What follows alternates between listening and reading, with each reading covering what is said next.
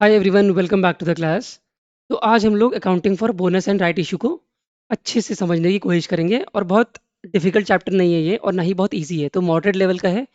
बस ध्यान से सुनते जाना, जो मैं बोलता जा रहा हूँ पूरा चैप्टर क्लियर हो जाएगा। सबसे पहले हम बोनस इशू को देखेंगे, फिर हम राइट इशू को देखेंगे। चलो, बट जो आगे हमारा मेन चैप्टर है उससे बढ़ने से पहले मैं आपको कुछ टर्म्स का मीनिंग बता देता हूँ, ताकि आपको और क्लैरिटी आए। सबसे पहले बोनस इशू का मतलब समझो क्या होता है। जब भी हम शेयर्स को फ्री में इशू करते हैं एग्जिस्टिंग शेयर होल्डर्स को, मतलब आज की डेट में आपके जो शेयर होल्डर्स ऑलरेडी हैं उन्हीं को अगर आप फ्री में शेयर्स देते हो बिना रुपए लिए हुए, तो उसे हम बोलते हैं बोनस इशू। सिंपल है भाई, कोई भी कैश इन्वॉल्व नहीं है इसमें। ठीक है, अभी हम डिटेल में ही पढ़ेंगे। और ये जो आपने फ्री में शेयर्स प्रोवाइड किए हैं, जो आपने फ्री में शेयर्स प्रोवाइड किए हैं, इनको तीन तीन सोर्सेस के थ्रू आप पेमेंट करोगे। मतलब भाई, अगर आप फ्री में शेयर्स को इशू कर रहे हो, ये तो समझो कि कर तो आप फ्री में रहे हो, कोई कैश नहीं ले रहे हो, बट शेयर कैपिटल तो बढ़ेगा ना आपका, क्योंकि आप शेयर्स तो इशू कर ही रहे हो। और शेयर्स इशू कर रहे हो मतलब शेयर कैपिटल बढ़ेगा नॉमिनल वैल्यू से। वो जो शेयर कैपिटल बढ़ा, जो पैसा बढ़ गया, उसकी भरपाई करोगे कहाँ से? वो पैसा आएगा कहाँ से? वो पैसा आएगा इन इन रिजर्व से फ्री रिजर्व से, सिक्योरिटी प्रीमियम रिजर्व से, और कैपिटल रिडम्पशन रिजर्व से। तो एक बार मैं समझा देता हूँ आपको ये तीनों रिजर्व क्या होते हैं। फ्री रिजर्व मतलब वो रिजर्व जो किसी भी यूसेज, किसी भी पर्पस के लिए यूज कर सकते हो, मतलब डिविडेंड पे करने के लिए भी या किसी भी पर्पस के लिए। सिक्योरिटी प्रीमियम वो रिजर्व होता है कि जब आप अपने शेयर्स को प्रीमियम पे इशू करते हो। मतलब अगर 10 रुपए की नॉमिनल वैल्यू है और अगर आपने 12 रुपए में इसको इशू किया है, तो 2 रुपए क्या है इसकी प्रीमियम की वैल्यू है। ये जो प्रीमियम आपको मिलता है ये सिक्योरिटी प्रीमियम रिजर्व में जाता है, और इसका लिमिटेड यूसेज होता है। ये ऐसा नहीं है कि कहीं भी यूज़ कर सकते हो। इस रुपए के थ्रू आप डिविडेंड पे नहीं करते हो, इसके लिमिटेड यूसेज हैं। जिसमें एक यूज़ आपका ये भी है कि आप बोनस शेयर्स को इशू कर सकते हो सिक्योरिटी प्रीमियम रिजर्व का पैसा यूज़ करके। तीसरा आपका है कैपिटल रिडम्पशन रिजर्व, जिसको हम सीआरआर बोलते हैं। अब ये सीआरआर कब बनाते हो आप? सीआरआर दो सिचुएशन में बनाओगे। कैपिटल रिडम्पशन रिजर्व दो सिचुएशन में बनाते हैं। पहला, कि जब आपने प्रेफरेंस शेयर्स को रिडीम किया है, प्रेफरेंस शेयर्स को रिडीम किया है आउट ऑफ डिस्ट्रीब्यूटेबल प्रॉफिट्स। जो डिस्ट्रीब्यूटेबल प्रॉफिट्स है, मतलब जिसके थ्रू आप डिविडेंड वगैरह देते हो, जनरल रिजर्व वगैरह, उसके थ्रू आपने प्रेफरेंस शेयर्स को रिडीम किया है। आपको कैसे रिडीम का मतलब ही क्या होता है प्रेफरेंस शेयर्स को रिडीम करने का? तो कुछ नहीं है, जब आपने शेयर्स इशू किए थे, आपको पता है ना, दो तरह के शेयर्स होते हैं, इक्विटी शेयर्स और प्रेफरेंस शेयर्स। इक्विटी शेयर्स में कोई डिविडेंड का रेट फिक्स नहीं होता है। प्रेफरेंस शेयर्स में डिविडेंड का रेट फिक्स होता है कि हम उनको कितना डिविडेंड हर साल देने वाले हैं या हर महीने देने वाले हैं। तो ये प्रेफरेंस शेयर्स की एक मैच्योरिटी होती है, एक एक टाइम पीरियड होता है, जिसके बाद ये प्रेफरेंस शेयर्स को हमें रिडीम करना पड़ता है। मतलब शेयर होल्डर से सर्टिफिकेट खरीद लेंगे और पैसा उनको वापस कर देंगे। तो प्रेफरेंस शेयर्स को इस तरह से हम रिडीम करते हैं। समझ में आ गई बात? जब आप प्रेफरेंस शेयर्स को रिडीम करते हो आउट ऑफ डिस्ट्रीब्यूटेबल प्रॉफिट्स, तो पैसा तो आप दे रहे हो ना कहीं से उनको। तो जब आप आउट ऑफ डिस्ट्रीब्यूटेबल प्रॉफिट्स, मतलब फ्री रिजर्व से उनको पैसा दे के शेयर्स को वापस खरीद रहे होते हो, तो आप सीआरआर में वो अमाउंट बुक करते हो नॉमिनल वैल्यू के बराबर। आप कहोगे सर करते क्यों, लॉजिक क्या है, बिना मतलब का क्यों काम बढ़ा रहे हो? जब प्रेफरेंस शेयर रिडीम कर रहे हो तो कर दो चुपचाप, पैसे देने दे दो। ये सब क्या झमेला है कि सीआरआर बनाना है? इसका लॉजिक है, लॉजिक क्या है कि हमारे पास शेयर कैपिटल है, शेयर कैपिटल होता है और रिजर्व एंड सरप्लस होता है। अब आपको पता है कि ये दोनों को दोनों किसके अंदर आते हैं? ये हमारी नेटवर्थ के अंदर आएगा और शेयर होल्डर्स फंड के अंदर आता है। ये शेयर होल्डर्स फंड के अंदर आता है ना। अब आपको पता है कि आप अगर रिडीम कर रहे हो ये शेयर कैपिटल, जो आपका, एक मिनट को पेन एक्टिवेट करना है। अरे भैया हो जाओ, हाँ। ये जो शेयर कैपिटल है ये आपका डिक्रीज करेगा, ये करेगा ना डिक्रीज। जब भी आप रिडीम कर रहे हो तो शेयर कैपिटल डिक्रीज करेगा। तो जो क्रेडिटर्स होंगे, लेंडर्स होंगे, जितना आपको उधार दिया होगा या देने वाले होंगे, वो डरेंगे कि भाई देखो शेयर कैपिटल इनका कम हो रहा है, ये हमारा पैसा पता नहीं वापस कर पाएंगे नहीं कर पाएंगे। क्योंकि शेयर कैपिटल जितना ज़्यादा होता है उतना उनको अच्छा लगता है कि हाँ, कि कुछ ऊंच नीच हुई, अगर इनका बिजनेस थोड़ा ऊंच नीच भी हुआ तो पैसे ही वापस कर देंगे, क्योंकि शेयर कैपिटल में बहुत पैसा पड़ा हुआ है। ठीक है, अल्टीमेटली वो ये देखते हैं कि शेयर होल्डर्स फंड में बहुत पैसा पड़ा हुआ है। और शेयर होल्डर्स फंड में भी वो स्पेसिफिकली ये देखते हैं कि जो इंटैक्ट कैपिटल है, मतलब जो शेयर कैपिटल है आपका जो परमानेंट है, या फिर जो स्पेसिफिक रिजर्व्स हैं जो आप जनरली यूज नहीं कर सकते हो, जिनके रिस्ट्रिक्टेड है यूज, उसका बैलेंस वो देखते हैं बैंक वाले या लेंडर्स या क्रेडिटर्स। ठीक है, तो शेयर कैपिटल तो आपका कम हो गया भाई, क्योंकि आपने प्रेफरेंस शेयर्स को रिडीम किया है। और अगर ये कम हो गया, आप खुद सोचो, ये कम होने के बाद आपको कुछ तो ऐसा करना पड़ेगा ना जिससे कि आपके क्रेडिटर्स और लेंडर्स को लगे नहीं सब कुछ ठीक है। तो आप क्या करते हो, अपने फ्री रिजर्व में से कुछ ट्रांसफर कर देते हो सीआरआर में। अब ये सीआरआर जो है फ्री रिजर्व नहीं है, इसके बहुत लिमिटेड यूसेज हैं। इसका एक वन ऑफ द यूज है बोनस शेयर्स के इशुएंस में यूज करना। तो जब सीआरआर आपने बनाया तो वापस से क्रेडिटर्स और लेंडर्स को लगेगा नहीं ठीक है, इनका कैपिटल बेस इंटैक्ट अभी भी है, क्योंकि जहां शेयर कैपिटल आपका कम हुआ आपने अपना सीआरआर बढ़ा दिया। तो ओवरऑल तो कोई फर्क नहीं पड़ा कैपिटल बेस में, जो आपका परमानेंट कैपिटल बेस होता है, क्योंकि सीआरआर के भी रिस्ट्रिक्टेड यूज है। ठीक है, तो इसीलिए हमने सीआरआर बनाया, ये लॉजिक है। ये तो मैंने आपको एक बता दिया कि सीआरआर कब बनाते हो। दूसरी सिचुएशन ये होती है, आप सीआरआर तब बनाते हो जब आप बायबैक करते हो। आप कहोगे सर ये बायबैक क्या होता है? बायबैक कुछ नहीं, जब आपने सेम चीज़ है, जब आपने शेयर्स को इशू किया था, जब लोगों ने आपके शेयर्स को सब्सक्राइब किया था, लेकिन आपको ये लग रहा है कि जो मार्केट है, जो स्टॉक एक्सचेंज है, उसमें जो वैल्यू पे आपका शेयर ट्रेड कर रहा है वो कम वैल्यू पे ट्रेड कर रहा है। मतलब जो ट्रेड कर रहा है मान लो 75 रुपीज़ में है, बट आपको लग रहा है इसकी वैल्यू 100 रुपये होनी चाहिए। ये आपको लग रहा है, बाकी लोगों को नहीं लग रहा है, ये कंपनी को लग रहा है। तो कंपनी को ऐसा लग रहा है कि 75 पे ट्रेड हो रहा है लेकिन इसकी ट्रू वैल्यू 100 रुपये है, तो कंपनी खुद के शेयर को वापस खरीद लेगी, भाई कंपनी को फायदा होगा। कंपनी को लग रहा है कि ट्रू वैल्यू 100 रुपये होनी चाहिए, लेकिन अभी ट्रेड कर रहा है 75 में। जैसे बाकी सारे इन्वेस्टर एनालाइज करते हैं कि भाई अगर ट्रू वैल्यू 100 रुपये है और एक्चुअल में वैल्यू अभी ट्रेड कर 75 पे, तो मैं नहीं खरीदूंगा क्या शेयर, मैं खरीदूंगा ना। इस तरह कंपनी भी वापस अपने शेयर खरीद लेती है और फिर कैंसिल कर देती है उन शेयर्स को। तो वो सप्लाई को, शेयर्स की सप्लाई को मार्केट में कम कर देती है, शेयर्स को वापस खरीदती है अपने शेयर्स को और फिर डिस्ट्रॉय कर देती है, कैंसिल कर देती है। ठीक है, इसको बोलते हैं बायबैक। तो जब आप बायबैक करोगे, अगेन आप शेयर कैपिटल को कम कर रहे हो। भाई शेयर कैपिटल को कम ही कर रहे हो ना, अपने शेयर्स खरीद के उसको कैंसिल कर रहे हो, तो शेयर कैपिटल कम हो रहा है। और यही रीजन है कि दोबारा से हम सीआरआर बनाते हैं, ताकि हम कैपिटल बेस को इंटैक्ट दिखा सकें कि हमारा कैपिटल बेस अभी भी अच्छा है, क्योंकि आपने जहां शेयर कैपिटल को कम किया, सीआरआर को बढ़ा दिया। तो ओवरऑल इम्पैक्ट जो पड़ा आपका, मतलब टोटल शेयर होल्डर्स फंड का, ऐसे फंड का जो आप, जिसका रिस्ट्रिक्टेड यूज है। आप कहोगे सर शेयर होल्डर्स फंड तो उतने का उतना ही हो रहा है, क्योंकि भाई जब आपने मतलब जब आपने शेयर कैपिटल को कम किया, ठीक है, आपने भले सीआरआर बढ़ा दिया, लेकिन सीआरआर का भी पैसा कहाँ से लिया होगा? सीआरआर का पैसा लिया होगा फ्री रिजर्व से। तो आपको सर रिजर्व सरप्लस में तो कोई चेंज ही नहीं आ रहा है, बात तो वही हो गई। भाई रिजर्व सरप्लस में फ्री रिजर्व से ही तो हम सीआरआर बना रहे हैं, तो रिजर्व सरप्लस में कुछ चेंज कहाँ हुआ है? वो तो वैसे का वैसे ही है। सीआरआर बढ़ गया लेकिन फ्री रिजर्व तो कम हो गए ना। तो क्रेडिटर्स और लेंडर्स को शेयर होल्डर्स फंड का अमाउंट देख के क्या पता चल रहा है, क्योंकि वो तो अभी भी कम हो ही रहा है, तो उनको क्या ही फर्क पड़ जाएगा? फर्क पड़ेगा। अंतर इस चीज का है, हाँ मैंने मान ली ये बात कि शेयर होल्डर्स फंड तो कम हो ही रहा है, चाहे आप सीआरआर में ट्रांसफर करो चाहे ना करो, क्योंकि शेयर कैपिटल कम हुआ। और यहाँ रिजर्व एंड सरप्लस में हमने सीआरआर तो बना दिया, लेकिन सीआरआर का बैलेंस आपने उठाया फ्री रिजर्व से।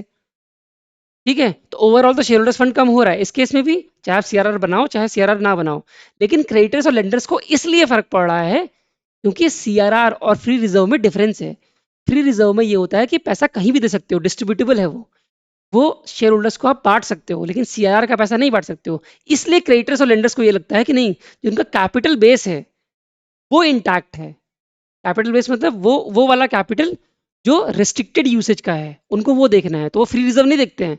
शेयर कैपिटल देखेंगे और रिस्ट्रिक्टेड वाले रिजर्व्स देखेंगे, तब उनको लगेगा हाँ ये तो वैसे ही का वैसे ही है। इसलिए ये लॉजिक है, समझ में आया? इतना डीप जाना पड़ता है चीज़ों को लॉजिकली समझने के लिए। ठीक है, ऐसे हवे हवे में अकाउंट्स नहीं होती है। अब आके देखो, तो ये हो गए हमारे सोर्सेस। अब कहाँ से अलाउड नहीं है? रिवैल्यूएशन रिजर्व से अलाउड नहीं है। आप कहोगे सर ये रिवैल्यूएशन रिजर्व क्या है? जब भी आप अपने असेट्स वगैरह को रीवैल्यू करते हो, मतलब दोबारा उसकी current value, current market price निकालने की कोशिश कर रहे हो, और परमानेंट अगर इंक्रीज वगैरह है रिवैल्यू करते टाइम पे, तो आप रिवैल्यूएशन रिजर्व बनाते हो। अगर वैल्यू बढ़ गई तो इस रिवैल्यूएशन रिजर्व में उस वैल्यू को पुट कर दोगे। तो यहाँ से अलाउड नहीं है आप बोनस शेयर्स को देना। ठीक है, बाकी राइट इशू की हम बात बाद में करेंगे, जब राइट इशू का चैप्टर, जब हम नीचे राइट इशू का शुरू करेंगे तब राइट इशू बताऊंगा। ठीक है, बोनस समझ में आ गया? देखो ये चीज़ यहाँ पे लिखी हुई है जो मैंने समझाया, बोनस इशू। बोनस इशू को हम कैपिटलाइजेशन इशू भी बोलते हैं। आप कहोगे सर कैपिटलाइजेशन इशू क्यों बोलते हैं? क्योंकि आप अपने जो आपका कैपिटल है उसी में तो चेंज कर रहे हो, आप शेयर कैपिटल को बढ़ा रहे हो, फ्री रिजर्व से ट्रांसफर करके शेयर कैपिटल में शेयर कैपिटल का अमाउंट बढ़ा रहे हो, इसलिए इसको कैपिटलाइजेशन इशू बोलते हैं। ठीक है, means issuing additional fully paid up shares to existing share holders free of cost in proportion to their current holding. इसकी भी इंपॉर्टेंस है कि करंट होल्डिंग के प्रोपोर्शन में ही रहेगा। मान लो हमारा जो बोनस, जो हम शेयर्स को इशू कर रहे हैं 1:2 के रेशियो में कर रहे हैं, It means that for every existing 2 shares, the shareholder is getting 1 share as a bonus. Her 2 share hold करने पे उसको 1 शेयर एक्स्ट्रा मिल रहा है, इसको बोलते हैं बोनस शेयर्स को इशू करना। ठीक है भाई, आगे आगे आते हैं, क्या लिखा है?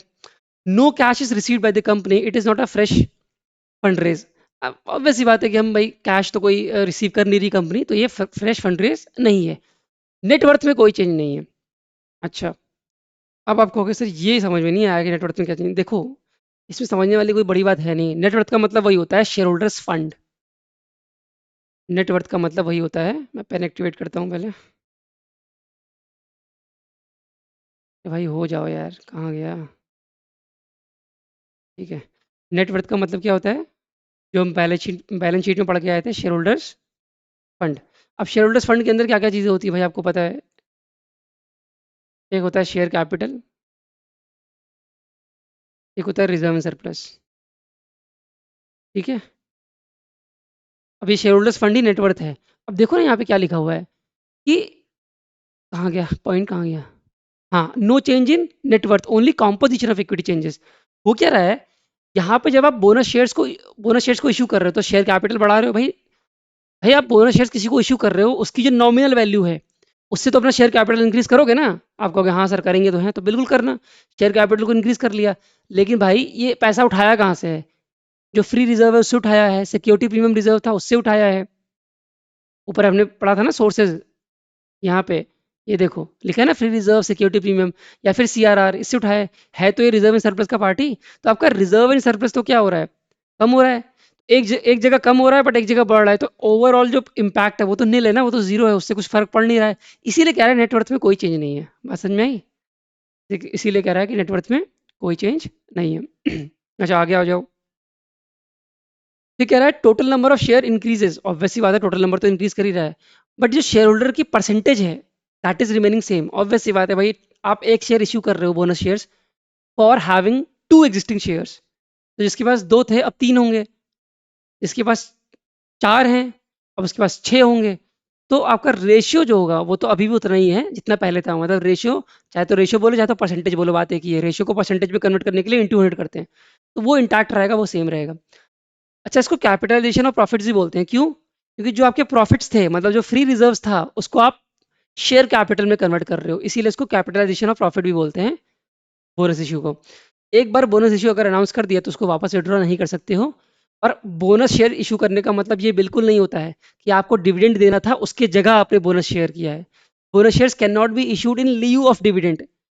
मतलब ये नहीं है कि हमको डिविडेंड पे करना था, डिविडेंड हमने अनाउंस कर दिया और उसके बाद पैसे ना देने की जगह हमने उनको बोनस शेयर इशू कर दिया। ये नहीं कर सकते हो। कोई ऑफिशियली बोनस शेयर रिप्लेसमेंट नहीं है डिविडेंड का। ठीक है, हाँ वो बात अलग है कि कंपनी के पास बहुत ज़्यादा पैसा होता है और ऐसा पैसा जो डिविडेंड के तौर पे आप दे सकते हो, उसको आप यूज़ कर लेते हो पैसे को शेयर कैपिटल बढ़ाने के लिए, ताकि क्रेडिटर्स और लेंडर्स को अच्छा लगे कि हाँ भाई शेयर कैपिटल इनका बढ़ रहा है करके। ठीक है, वो चीज़ अलग है। ठीक है, लेकिन आप ऐसा नहीं बोल सकते हो कि डिविडेंड पे करना था इसके लिए हमने बोनस शेयर्स को इशू कर दिया डिविडेंड के जगह, डिविडेंड को डिक्लेयर करने के बाद, ऐसा नहीं बोल सकते।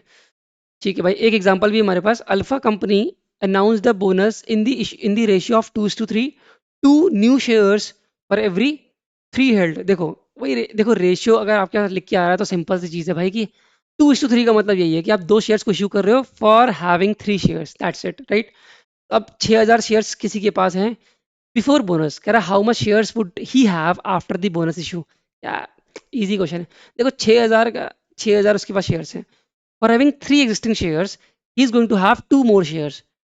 3 शेयर्स के लिए उसको 2 शेयर्स और मिल रहे हैं, तो 3 से डिवाइड कर दो पहले तो 2,000 आ जाएगा, और फिर मल्टीप्लाई कर दो, कितने शेयर मिल रहे हैं, 2 शेयर मिल रहे हैं उसको, तो 4,000। तो उसको अब 4,000 शेयर्स और मिलेंगे। तो अब नए मिले 4,000, पहले थे 6,000, तो टोटल हो गए 10,000। ठीक है, देख रहे हो बोनस शेयर्स कोई डिफिकल्ट चैप्टर है नहीं। ठीक है, अच्छा। कहाँ थे आगे, एक मिनट रुको, ये पेन बड़ा हैंग करते हैं। हाँ, from where can the bonus shares be issued, इस सेक्शन 63 है कंपनीज एक्ट का। ठीक है, इसमें क्या बोला है कि कुछ नहीं, अगर आपको मान लो फ्री रिजर्व्स है आपके पास। अच्छा, मैं आपको पहले लॉजिक एक चीज़ बताता हूँ। ये कोई ऐसा फिक्स्ड क्राइटेरिया नहीं है कि आप पहले फ्री रिजर्व को यूज़ करो या सिक्योरिटी प्रीमियम को यूज़ करो या पहले सीआरआर को यूज़ करो, ऐसा कोई फिक्स क्राइटेरिया नहीं होता है। लेकिन लॉजिकली स्पीकिंग अगर आप लॉजिकली देखोगे तो आपको क्या यूज़ करना चाहिए? अगर आप कंपनी में हो, आप अकाउंटेंट हो, आपको लॉजिकली स्पीकिंग आप पहले कौन सा रिजर्व यूज़ करना चाहोगे? अगर आप बोनस शेयर्स को इश्यू कर रहे हो तो सोचो, अगर आप बोनस शेयर्स को इश्यू कर रहे हो तो लॉजिकली स्पीकिंग आप फ्री रिजर्व यूज़ करोगे पहले कि सिक्योरिटी प्रीमियम करोगे कि सीआरआर करोगे? अगर मैं अकाउंटेंट हूँ तो मैं तो पहले भाई सीआरआर करूँगा। मैं सीएफओ हूँ तो मैं सीआरआर करूँगा। मैं क्यों करूँगा सीआरआर? क्योंकि सीआरआर के रिस्ट्रिक्टेड यूसेज हैं। सीआरआर को हर जगह तो यूज़ कर नहीं सकते, तो पहले सीआरआर का पैसा मैं यूज़ कर लूँगा। क्योंकि फ्री रिज़र्व के तो बहुत सारे यूज़ हैं, सिक्योरिटी प्रीमियम के भी यूज़ हैं। सबसे कम यूज़ किसका होगा? सीआरआर का। तो सीआरआर का पैसा यूज़ करने में फ़ायदा है ना मेरा, ठीक है? सीआरआर को मैं अगर शेयर कैपिटल में कन्वर्ट कर दूँगा, तो ठीक है, वो अपने सबसे ज़्यादा अपने इंटैक्ट बना दे, कहीं तो यूज़ कर लिया, वरना ये पड़ा रहेगा। मतलब एक वैसे बात कर रहा हूँ मैं, यूज़र्स के पॉइंट ऑफ व्यू से बात नहीं कर रहा हूँ कि इन्वेस्टर के पॉइंट ऑफ व्यू से क्या करना चाहिए। वैसे एक कंपनी के फाइनेंसेस को एफिशिएंटली यूज़ करने की बात कर रहा हूँ, उस पॉइंट ऑफ व्यू से सोच रहा हूँ मैं। सीएफओ के पॉइंट ऑफ व्यू से सोच रहा हूँ कि भाई मेरे पास पैसा पड़ा हुआ है सीआरआर का, जो कि मुझे पता है बहुत टाइम तक यूज़ नहीं होने वाला क्योंकि इसके लिमिटेड यूसेज होते हैं। तो जब मौका मिल रहा है मेरे को बोनस शेयर इश्यू करने का, तो मैं क्यों ना इसी को यूज़ कर लूँ यार। बाकी सिक्योरिटी प्रीमियम और फ्री रिजर्व के तो और भी यूसेज हैं। पहले मैं सीआरआर को यूज़ करूँगा और पैसा चाहिए होगा तो मैं सिक्योरिटी प्रीमियम अकाउंट का यूज़ कर लूँगा। फिर जो पैसा और चाहिए होगा फिर मैं फ्री रिजर्व को यूज़ कर लूँगा। ऐसा मैं कर सकता हूँ। बट ऐसा कोई ज़रूरी नहीं है, यूज़ करने को कोई भी कर सकते हो, बट लॉजिकली मैंने आपको बताया ये। ठीक है? तो फ्री रिजर्व है, तो मोस्ट कॉमन सोर्स यही है, ऑब्वियस सी बात है ये, क्योंकि ये भाई क्योंकि जनरली होता है तो इसी को लोग यूज़ कर लेते हैं। सिक्योरिटी प्रीमियम अकाउंट सिर्फ आप लिस्टेड कंपनीज के लिए यूज़ कर सकते हो, ठीक है? और कैपिटल रिडेम्पशन रिजर्व, तो this can be use for new bonus shares only, ठीक है? अब आपको कैसे न्यू बोनस शेयर्स, न्यू ही तो बताया है अभी तक। ओल्ड बोनस शेयर्स क्या होता है? ओल्ड बोनस शेयर्स नहीं होता है, बट ऐसा भी होता है, केसेस ऐसे भी होते हैं कि आपने शेयर्स जो इशू कर रखे हैं, ठीक है, और उसकी फुली पेड अप वैल्यू आपको नहीं मिली है अभी तक, तो उसको पार्शियली पेड अप को फुली पेड अप बनाने के लिए भी, फुली पेड अप बनाने के लिए हम एग्जिस्टिंग मनी का यूज़ करते हैं, उसको भी बोनस इशू बोलते हैं हम उसको। उस केस में आप ये सीआरआर को यूज़ नहीं करते हो, फिर आप सिर्फ फ्री रिजर्व को यूज़ करते हो, ये कहने का मतलब है इस पॉइंट का, ठीक है? चलो, मान लो कि कोई 10 रुपए का शेयर है, उसमें आपने 7 ही रुपए लिए हैं अभी तक, बाकी 3 रुपए और लेने हैं आपको, ठीक है, आप ले सकते हो, तो उसको भी बोनस इशू ही बोलोगे, ठीक है? बट वहाँ जो आप यूज़ करोगे पैसा, वो फ्री रिजर्व का और सिक्योरिटी प्रीमियम अकाउंट का ही करोगे, वहाँ पे कैपिटल रिडेम्पशन रिजर्व यूज़ नहीं होता है, ये कहने का मतलब है इसका, ठीक है? बाकी रिवैल्यूएशन रिजर्व आप यूज़ नहीं कर सकते हो। चलो ठीक है, अब इस ये फर्स्ट पार्ट में हम इतना ही पढ़ रहे हैं, अगर आपको ये आगे का लेक्चर भी चाहिए तो नीचे मुझे कमेंट सेक्शन में बता देना, मैं आगे भी इसको कंटिन्यू कर दूंगा, लेकिन मुझे अच्छे खासे कमेंट मिलेंगे तभी, वरना ये कोर्स में तो जा ही रहा है, ठीक है? चलो, मुझे चाहिए ज़्यादा बच्चे चाहिए होते हैं तभी पढ़ाने में मज़ा आता है, मतलब यूट्यूब पे, ठीक है? वरना बाकी कोर्स पे तो जा ही रहा है, आप कोर्स को चेक कर सकते हो, वहाँ पे आपको सारे सारे वीडियो लेक्चर्स मिलेंगे। चलो मिलेंगे नेक्स्ट वीडियो में, तब तक tata bye bye, thank you everyone.